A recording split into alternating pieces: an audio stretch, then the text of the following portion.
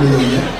या गाण्याची पण गंमत आहे, मला सांगतो. म्हणजे गाणं आपल्याला दिसतंय, त्याच्या पाठीमागच्या कथा तुम्हाला जर कळल्या तर आणखी रंग देते. साधारण 6-6:30 वाजता पु ल देशपांडे हे पंचवटीवरती गेले आणि झालं.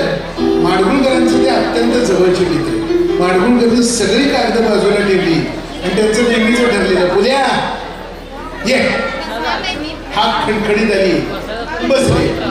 भाजलेले शेंगदाणे, चहा, बिस्किट सगळं सगळं सगळं झालं. आत्मविद्यावयी सगळं जे काय आहे हे बाहेरने सांगायचे. जरा शेंगदाणे घेऊन या, जरा बिस्किट घेऊन या, हे कायम त्यांचं चाललेलंच. आणि हे सगळं सुरू, कारण पुलं आणि गदी माडगुळकर इतके जिवलग मिळले झालं. एकमेकांच्या कुरापती काढणं वगैरे वगैरे सगळं सुरू झालं. रात्र कशी गेलीच, म्हणजे संध्याकाळ संपली, रात्र झाली. रात्र झाल्यावर बाहेर ऑर्डर, काय ग ऐकलंच का, पुल्या जेवायला जाणार आहे. परस्परच झालं. पुल्या जेवायला जाणार आहे म्हणल्यानंतर मग काय नसतं की स्वयंपाक झाला, सगळं झालं, जेवण झालं. या दोघांच्या गप्पा या अशा सुरू झाल्या. हे किती वेळ, रात्र संपली आणि मग सगळ्यात शेवटी पुलांच्या लक्षात आले की आपण का आलो. हे असंच पाहिजे तिथे गेल्यानंतर. बरं, म्हणजे तू का आलायस? अरे बापरे, म्हणजे सांगतो तुम्हाला, अहो मी देव बाप्पा नावाचा एक सिनेमा करायला लागलोय आणि त्या देव बाप्पा सिनेमासाठी मला गाणी लिहून पाहिजे आणि हे गाणं असं पाहिजे. कसं पाहिजे तर गाणं म्हणले ते आईना अनाथ मुलगी आहे आणि ती मुलगी एका बागेमध्ये आलेली आहे. तिथं बागेत काय झालंय, नारळाच्या झापं काही दिसतात आणि ते तिने आपल्या पाठीला बांधले आणि त्याचा मोर वगैरे करून ती नाचायला लागली आहे. आणि असं मला एक गाणं करून पाहिजे की जे गाणं अजरामर होणार आहे. नक्की अजरामर होईल, सिनेमाच्या बाहेर गाणं अजरामर होईल. आज 5वी पिढी आली तरी सुद्धा शाळेच्या गॅदरिंगला या गाण्याची अपरिहार्यता असते. आणि हे सगळं त्याने ऐकून घेतलं, कागद पुढं ओढला. बघा, कवी जसा स्त्रीच्या मनात शिरू शकतो तसा कवी लहान मुलांच्या मनामध्ये शिरू शकतो, तसा कवी मोठ्या माणसांच्या मनामध्ये शिरू शकतो. म्हणजे असं म्हटलं जातं की जे न देखे रवी ते देखे कवी. आणि किती बालसुलभ बुद्धी, किती लहान मूल वाहून माडगुळकरांनी त्यांच्यातलं ते लहान मूल जागे झालं, कागद घेतला, झर झर झर झर शब्द उतरले आणि पहाटे 5 वाजता हे गाणं पु ल देशपांडेंच्या हातामध्ये गाणं पडलं. चाल तयार झाली. ते गाणं आपल्या इथल्या सगळ्या लहान मुलांच्यासाठी. चला.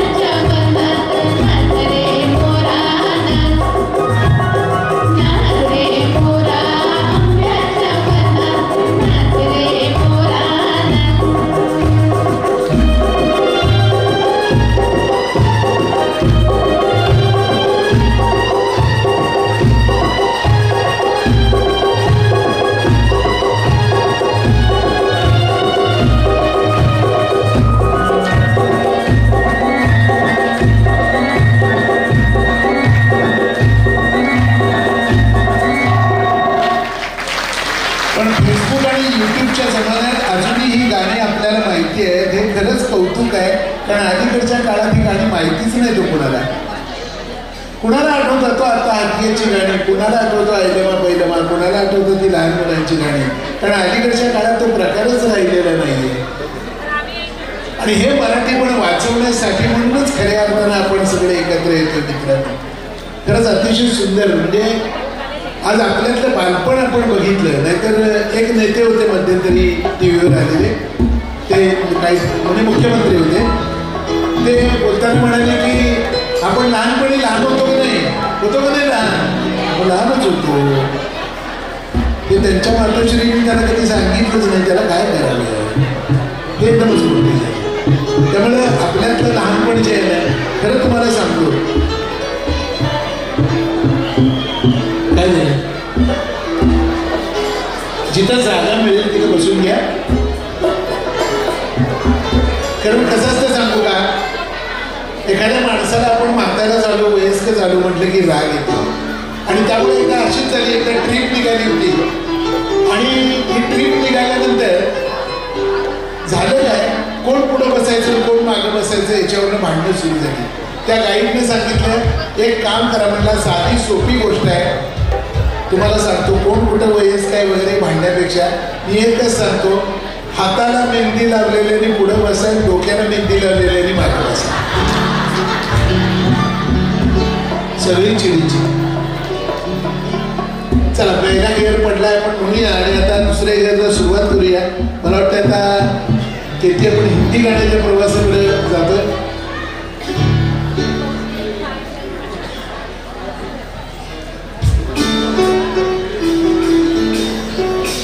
चला तर हिंदी गाण्यांमध्ये सुद्धा अर्थात ही जी हिंदी गाणी निवडली आहे, मी कौतुक करतो या सगळ्या मंडळींचं.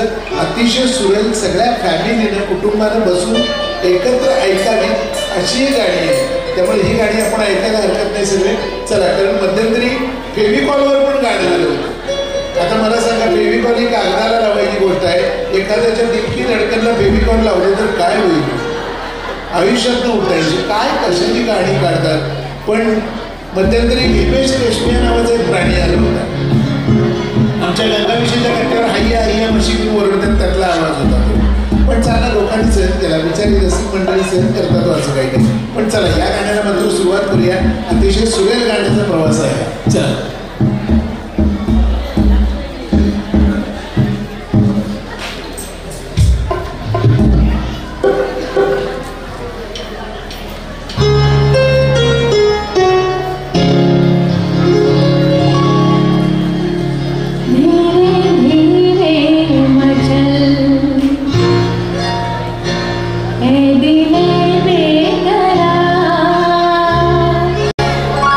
धीरे धीरे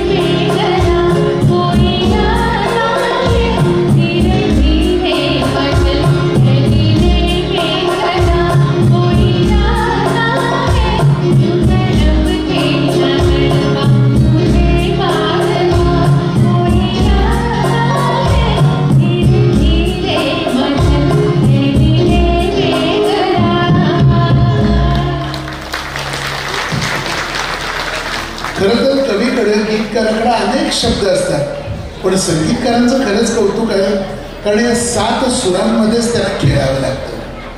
किती मर्यादा आहे बघा, या 7 सुरांमध्येच त्यांना खेळावं लागतं. या 7 सुरांतच रागदारी निर्माण होते, या 7 सुरामध्येच हे विश्व सामावलेलं असतं आणि त्यातनं मग मेलेडी करणं, त्यातनं ट्रॅजेडी करणं, त्यातनं विनोदी गाणं निर्माण करणं, हे खरं तर संगीतकारांचं खूप मोठं चॅलेंज आहे असं म्हणायला हरकत नाही. आणि ज्यावेळी गाणं येतं त्यावेळेला त्या गाण्याला ट्रीटमेंट देत असताना संगीतकार याच गोष्टीचा विचार करत असतो की हे गाणं कोण म्हणणार आहे. पूर्वीच्या काळाचे संगीतकार हे कथा वाचून बघायचे, कोण गाणं म्हणणार आहे या गोष्टी बघायचे, पडद्यावर कोण असणार आहे त्या पद्धतीने आवाज असायचा, इतकं बारीक सारीक लक्ष असायचं.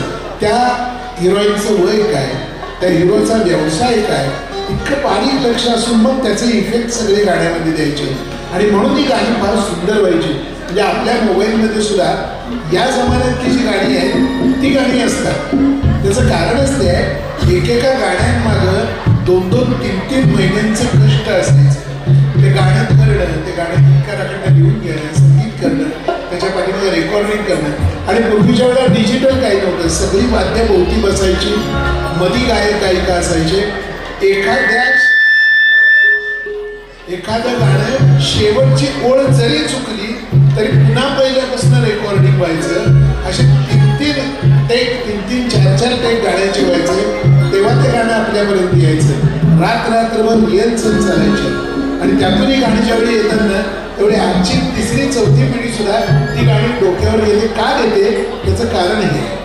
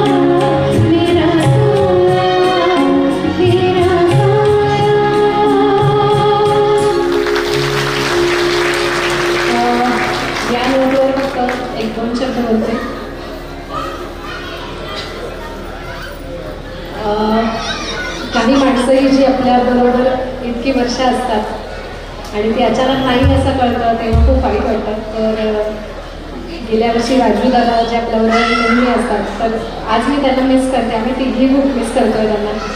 तर त्यांचा साया आपल्यावर कायम आहे आणि मानसिक दादा त्यांची आठवण कायमस्वरूपी राहणारच आहे, पण ते आपल्याबरोबर कायम असणार आहे ही नक्कीच खात्री आहे. त्याच्यामुळे या तू जहा जहा चलेगा मेरा साया साथून त्यांची त्या दोघांची आठवण. खरं तर मगाशी साऊंडचा जो घोळ झाला 2-3 वेळा, वर्ण मानसिक म्हणत असणाऱ्या राजाला राजा कसा कार्यक्रम होतोय बघा, अरे आम्ही दोघं नाही तर कार्यक्रम होईलच कसा, म्हणून मी 2-3 वेळा विघ्न आले. पण नक्की सांगतो मित्रांनो, तुमची आठवण ठेवून आम्ही कार्यक्रम करू, होता होईल तितकी सेवा करू, पण लक्षात ठेवा तुम्ही केलेलं मार्गदर्शन आम्ही कधीच विसरणार नाही.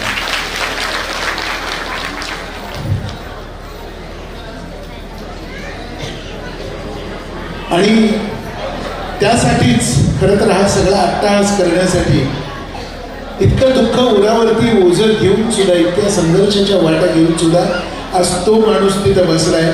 नवरात्रीच्या या वर्षीच्या कार्यक्रमाची धडपड त्या माणसाची बघितल्यानंतर वाटतं की दादा एक मानसिक गेलेलं नाही, आम्ही सगळी तुमची मुलं आहोत, कधीही हात मारा, आम्ही नक्की तुमच्याबरोबर असणार आहोत.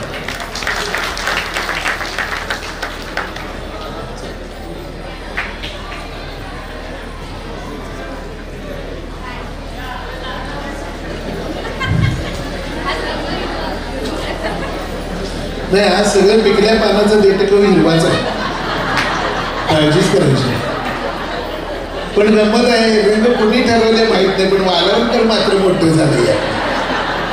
रंग नाही. आणि बायकांची गंमत असते, कपाट उघडलं की नेसायला साडीने आणि वर बघितलं की यातली कुठली नेसू, काय कळलं तसं नाही. तसं आमचं नाही हो, एक शर्ट पॅन्ट घेतली मळ खाऊ. आमचं कापड हे बघा, हे यांच्या नवऱ्यावर जाताना नवऱ्याच्या कापडाचं सिलेक्शन काय, मळ खाऊ आहे ना, मग चालतंय, 8-8 दिवस नाही घेतलं तर चालतंय.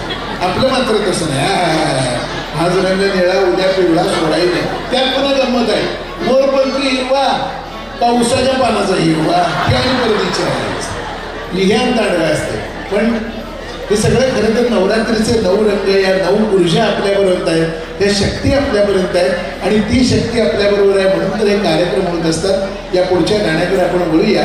अर्थातच हेही गाणं तितकं सुरेल प्रवासाचं आहे.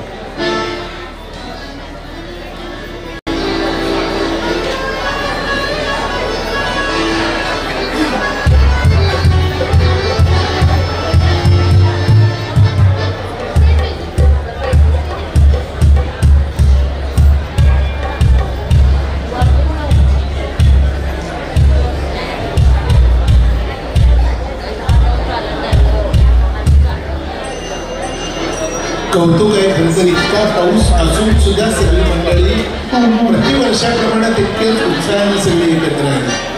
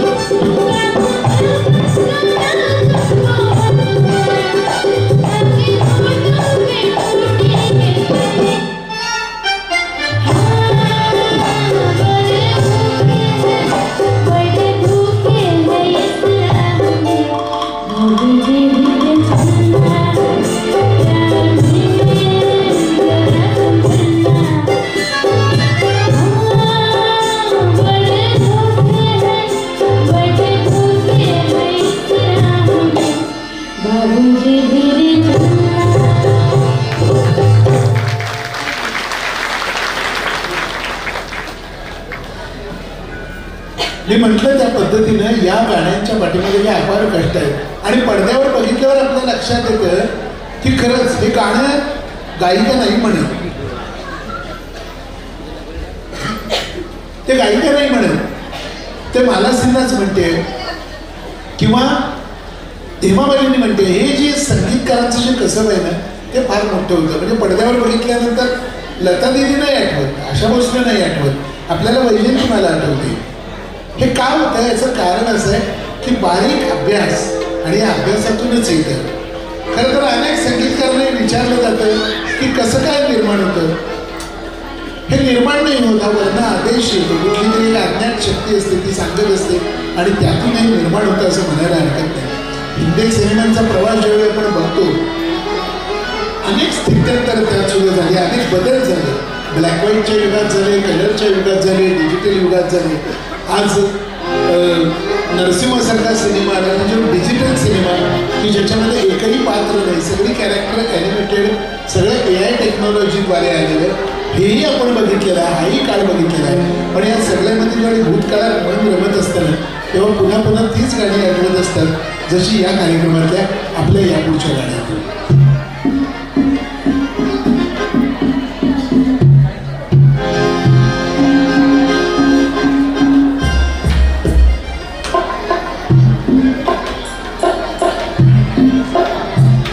काय काय मंडळींची गंमत असते बरं काय, गाण्याचा आनंद घेणारी मंडळी असतात ना ती खूप छान चांगलं एन्जॉय करत असतात, गाणी म्हणत असतात. त्या गायकांच्या बरोबर आपण गाणी गुणगुणत असतात. काही जण मधनंच एकमेकाला त्या सिनेमाबद्दल गाण्याचे आठवण वगैरे सांगत असतात. काही जे अगदीच रसिक पुढच्या पायरीवरची मंडळी आहे ती उगाच ते बिचारा तिकडं वाजवत असते तर आपल्या मांडी उगाच असतात, काय कळतच नाही. का मांडी दुखवून घेतात काय कळत नाही. आहे की त्याचं काम दिले त्याचं करता येते नाही. उगाच आपण पण काहीतरी जाकीरचं असले उगाच काहीतरी काय मंडळी काय माणसं असतात. हा होय तसंच हा ते तसंच म्हणून सांगते ते असं कोण करणार असेल तर बारकापोर त्यांच्या मांडीवर द्या तो तिला झोपवत नाही.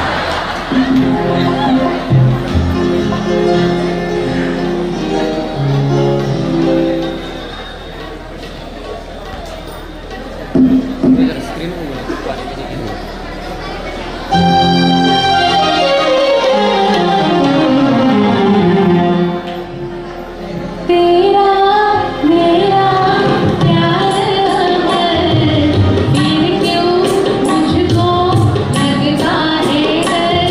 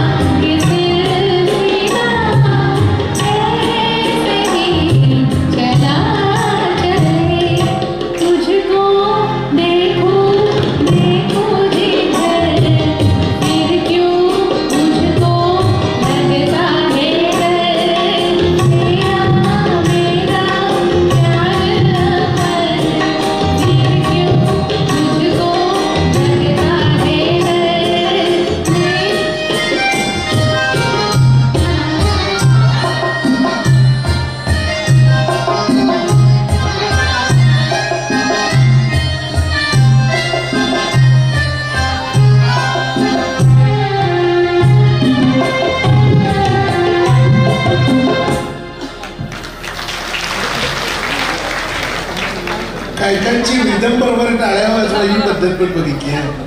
म्हणजे ती टाळी पण आणि सुखा करता दुखारता दोन्ही टाळी एकच आहे. म्हणजे मदन मोहनचं गाणं असू दे, लक्ष्मीकांत बेर्डेंचं असू दे, नाहीतर रामदास स्वामींची आरती असू दे, टाळी एकच, बाकी काही नाही. तसं नाचायला उभारल्यानंतर दांडिया खेळायला सुद्धा उभारले की जिम्मा फुगडीसारखाच खेळायचं, दांडियासारखा खेळायचा. आपल्याकडे ती एक पद्धत आहे. म्हणजे गणपतीच्या आरतीला उभारले, आता नुकतीच झाले म्हणून, नाहीतर गणपतीच्या आरतीला उभारले की आधी रत्न तर काय आधी लंबोदर पितांबर गोळच कळत. तसं मंत्रपुष्पाचं एकदा सुरू झालं की आपण बाकी काय नाही, राज्यम राज्यम चम चम चम एवढंच म्हणायचं, पुढचं बाकी म्हणतात सगळं. त्यामुळे कणकणीत व्यवस्थित चांगली मजा घेऊया आपण गाण्याची आणि खरंच छान चांगल्या पद्धतीने आपण एन्जॉय करतो हे सगळं. आणि अगदी काही गाणी आपल्याला आरतीपर्यंत जेवढी गाणी घेता येईल तेवढी आपण घेणार आहोत. खरं तर अनेक उत्तम कलाकार या रंगमंचावरती या व्यासपीठावरती येऊन गेले येत आहेत. खरंच या कलाकारांचं सगळे आपण कौतुक करता, स्वागत करता. मी अजूनही दरवर्षी म्हणतो त्या पद्धतीनेच म्हणतो की हा उपरीचा अंबाबाई महोत्सव हा फक्त उपरीपुरता मर्यादित न राहता कोल्हापूरच्या दसरा महोत्सवाला ज्या पद्धतीनं राज्य दर्जा मिळाला आहे तसा उपरीच्या या नवरात्राला राज्य दर्जा मिळण्यासाठी आपण प्रयत्न करूया. आणि जसे उपरीकडे येतात तशी महाराष्ट्रातल्या वेगवेगळ्या भागात जसा सवाई गंधर्व महोत्सव असतो, जसा दगडूशेठ हलवाईचा तिकडचा महोत्सव असतो, त्या पद्धतीनं हुपरीचा संगीत महोत्सव सगळ्या महाराष्ट्रभर करण्यासाठी नक्कीच आपण प्रयत्न करूया. आणि माझी खात्री आहे ही आई जगदंबा माझी हात नक्की ऐकेल की महाराष्ट्राच्या विविध भागात हुपरीमध्ये माणसं येऊन राहिली पाहिजेत आणि हा संगीत महोत्सव अजरामर व्हायला पाहिजे.